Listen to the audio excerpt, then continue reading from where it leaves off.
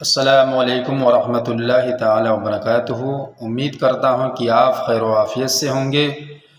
گزشتہ قسط وصف رخ ان کا کیا کرتے ہیں سے کچھ اشعار کی تشریح کی تھی۔ اس قسط کے اندر اسی کلام کے کچھ اشعار آپ کے حوالے کر رہا ہوں۔ امید کرتا ہوں کہ آپ حضرات اسے بغور سماعت فرمائیں گے۔ حضرات، اعلیٰ حضرت عظیم البرکت فاضل بریلوی رضی اللہ تعالی عنہ اپنے کلام وصف رخ ان کا کیا کرتے ہیں کے اندر فرماتے ہیں: اے بلا بے خردی کفار، اے بلا بے خردی کفار، رکھتے ہیں ایسے کہ حق میں انکار، کی گواہی ہو گر اس کو درکار، کی گواہی ہو گر اس کو درکار، بے زباں بول اٹھا کرتے ہیں۔ حضرات، اعلیٰ حضرت عظیم البرکت فاضل بریلوی رضی اللہ تعالی عنہ اس شعر کے اندر فرماتے ہیں کہ ہائے افسوس کم عقلی اور جہالت، کتنی بری مصیبت ہے کہ کافروں نے اس عظیم ہستی کی نبوت و کمالات کا انکار کیا جس کی عظمت و رسالت کی گواہی بے زبان یعنی چاند، سورج، پتھر، درخت اور گونگے بول کر دیتے ہیں۔ حضرات، اعلیٰ حضرت قدس سرہ اس ایک مصرع کے اندر بے شمار معجزات و کمالات کی طرف اشارہ فرمایا ہے جو وقتاً فوقتاً بے زبان اور غیر ذی روح چیزوں نے حضور اقدس صلی اللہ تعالی علیہ وسلم کی نبوت و رسالت کی گواہی دی۔ جیسے ایک مرتبہ ابو جہل مٹھی میں کنکر لے کر کے بارگاہ رسالت میں پہنچ کر آپ کی نبوت و رسالت کی تصدیق کے لیے بطور امتحان پوچھا کہ اس مٹھی کے اندر کیا ہے۔ آپ کا اشارہ ملتے ہی مٹھی میں کنکریاں بولنے لگیں۔ اسی طرح اکرمہ بن ابو جہل نے دریا کے کنارے رکھے پتھر کی طرف اشارہ کرتے ہوئے کہا کہ واقعی آپ نبی ہیں تو اس پتھر کو بلائے اور وہ پتھر پانی کی سطح پر تیرتا ہوا آئے۔ آپ کا اشارہ پا کر وہ پتھر پانی کی سطح پر تیرتا ہوا آیا۔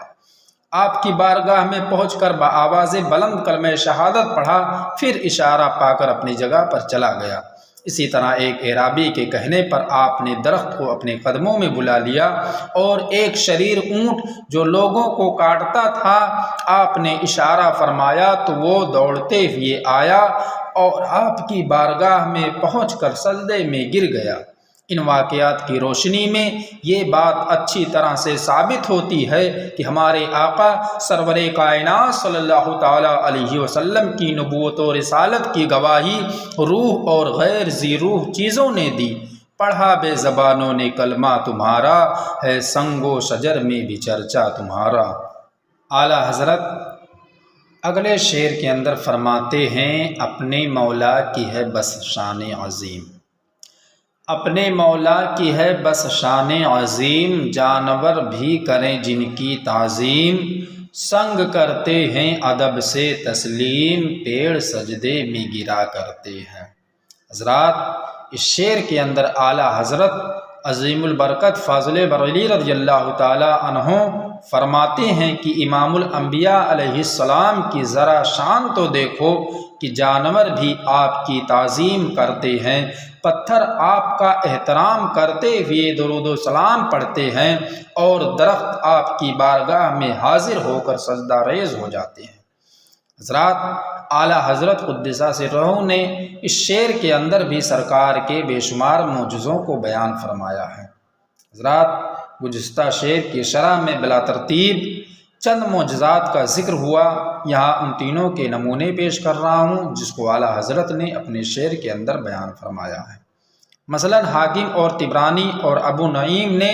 روایت کی ہے کہ 5 یا 6 یا 7 اونٹ عید کے دن حضور اکرم صلی اللہ تعالیٰ علیہ وسلم کی خدمت میں قربانی کے واسطے لائے گئے۔ وہ سب اونٹ آپ کی طرف جھپٹے، ان میں کا ہر ایک یہی چاہتا تھا کہ مجھے قربانی پہلے کرے۔ اسی طرح ایک مرتبہ آپ آرام فرما رہے تھے، اتنے میں ایک درخت زمین چیرتا ہوا آپ کے قریب آ کر آپ کو ڈھانپ لیا۔ راوی کہتے ہیں میں نے پوچھا یا رسول اللہ یہ کیا ماجرا ہے؟ میں نے پوچھا یا رسول اللہ یہ ماجرا کیا ہے؟ فرمایا اس درخت نے اللہ رب العزت سے مجھ سے سلام کرنے کی اجازت لی،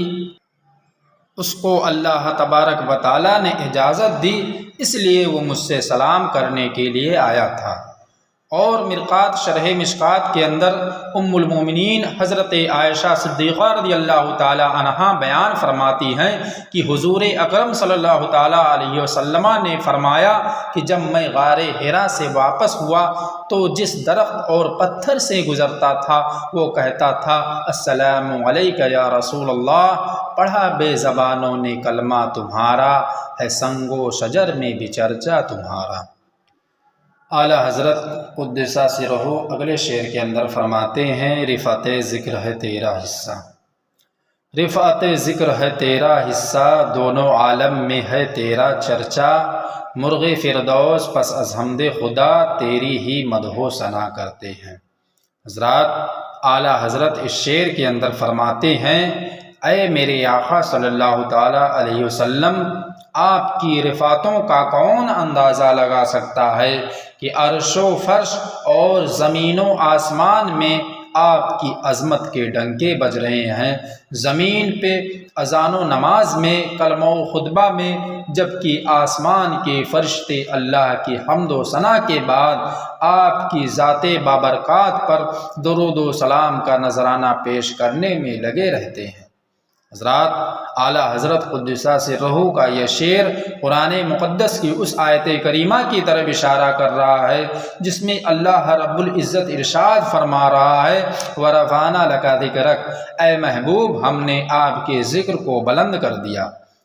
اور امام ابو نعیم حضرت ابو سعید خدری رضی اللہ تعالی عنہ سے روایت کرتے ہیں کہ حضور اکرم صلی اللہ تعالی علیہ وسلم نے حضرت جبریل امین سے اس آیت کے متعلق استفسار فرمایا تو حضرت جبریل امین نے عرض کی یا رسول اللہ علیہ الصلوۃ والسلام، اللہ جل شانہ فرماتا ہے کہ جب میرا ذکر ہوگا تو آپ کا بھی ذکر کیا جائے گا۔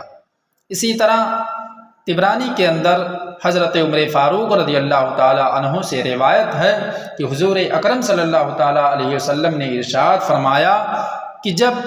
حضرت آدم علیہ السلام جنت میں ممنوعہ پھل کھانے کی وجہ سے زمین پر اتارے گئے تو انہوں نے میرے صدقے اپنی لغزش کی بخشش کے لیے رب کی بارگاہ میں دعا کی۔ رب نے فرمایا تو نے محمد کو کیسے پہچانا؟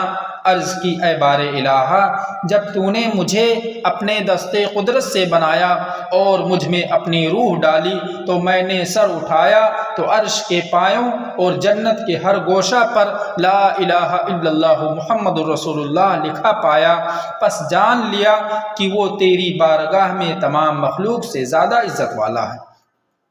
ثابت ہوا